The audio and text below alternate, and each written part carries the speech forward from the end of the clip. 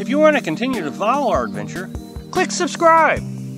So you don't miss anything, click the bell notification. Hello, Lost on the Road subscribers and followers. Well, you know what today is, don't you? Yep, Friday. You know what that means, don't you? Yep, it's Easy 5 Friday. And today's topic is the 5 fears that we had when we started our, before we started our adventure. You always have those irrational fears. Now this video topic actually comes from a question someone asked, Timothy Ward. He actually made a video about this as well, and I'll put a link to his video right here. Check him out. Anyway, let's get started. Number 1. Finding campsites. Now, before we actually started out on our adventure, we actually did a trial run. Headed down to Florida, and we did that for about a month. Just do a long-term camping trip kind of thing and staying at campsites for long, extended periods, just to see if everything would work out well and make sure that we like the lifestyle as much as possible as you can on a test run. Well, on the way down there, we had the whole trip planned out. The very first campsite we wanted to stay at was in Georgia. And when we got there, I don't know, it was probably 4 o'clock. Plenty of time to set up, but we couldn't find the place. I mean, it was not on the maps. It was not. Google GPS told us it was here, and it wasn't here. We had to look for another campsite. It was just a nightmare. And by the time we actually found where we were and got through all that mess, it was probably 6 or 7 o'clock at night. Of course, you're trying to set up a pop-up camper, and you got to worry about the dark coming and the whole thing. So the test trip actually amplified that fear quite a bit. Is all these websites that advertise these free campsites, like freecampsite.net, are they that accurate? What are the chances this is going to happen all the time? However, we've never had that problem since, so it was just a one-time thing. Number 2, living in a pop-up camper. We did a lot of research trying to see if anybody had lived in a pop-up camper, and we couldn't find anything. Since then, I have found several people who live in a pop-up camper. So I had a couple fears, and the first one was storm. I feel like a lot of people, including myself, felt like that storms were going to be more severe in a pop-up camper than they are in a regular camper. And I'm not sure that's true. I mean, I just saw a picture the other day on one of the Facebook groups, a pop-up camper flipped over.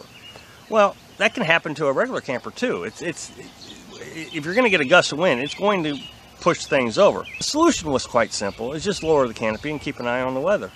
So that's what we did.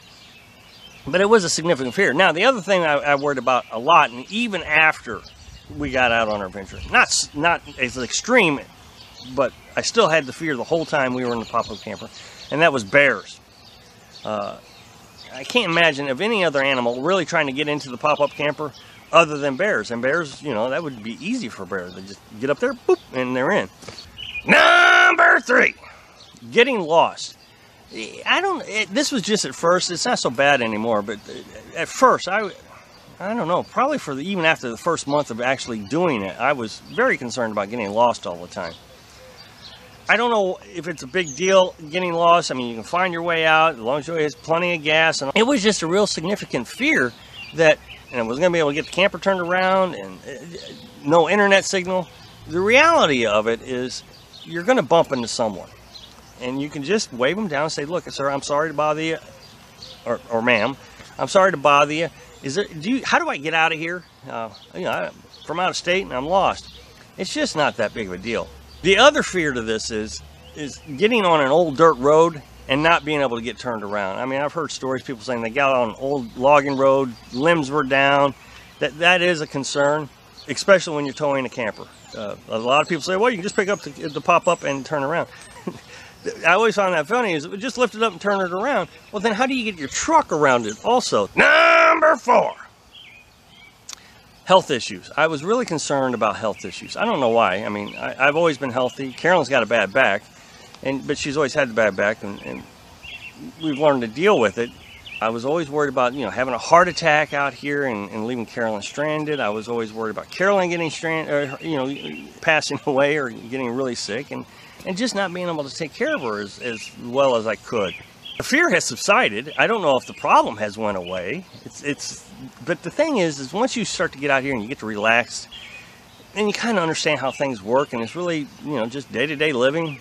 It's not as bad as what you fear, but it does really take an emotional toll on you when you're trying to get out there and live your life. Number 5, getting out here and realizing that you're not happy, especially when you've decided to sell your stick and brick and all your furniture and you don't have anything except what's in the pop-up camper. If you decide you're not happy, you have really nothing to go back to. I was in the Navy. I got married and I moved my wife up to Seattle, Washington. I mean, it was 2,000 miles away from home, and all we had was our suitcases. That was it. But we found an apartment that was furnished, and it wasn't all that expensive. I mean, I was able to do it on my little bitty military pay, and we did fine, and we thrived. So it's not, the fear was just overwhelming, and it didn't go away for the longest time. Most of my fears didn't go away for about 6 months.